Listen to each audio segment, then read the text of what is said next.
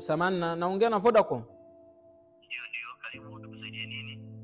Okay, mimi nilikuwa na shida hapa. Nilikuwa nataka nimnunulie bando babangu. Sasa sijajua naenda option gani ya kumnunulia bando babangu. Samani, naongea na nani kutoka wapi? Naongea na Chief Push, nauza push. Okay,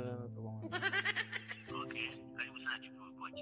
Nataka nimnunulie bando babangu, nimnunulie kifurushi babangu, na nafanyaje kumnunulia babangu?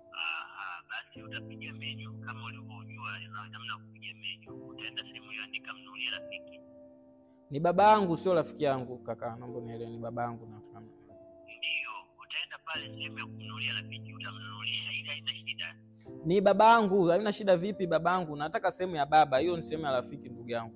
Wewe utaenda pale ambapo ameandika mnunulie rafiki. Rafiki ndio itaenda kama inavyotakiwa kwenda, lakini babako si rafiki. Rafiki babako wewe ndio rafiki yako. Mimi sina mazoea hayo na babangu. Mimi babangu sina urafiki naye wote. Alafu mimi toka jana tunamwavumia. Jana nilikuwa namnunulia mpenzi wangu. Mmeweka hiyo mnunulie rafiki, nikasema haina shida, ngoja nimwavumie. Lakini na leo mimi baba naheshimiana naye, siwezi nikafanya hizo violence.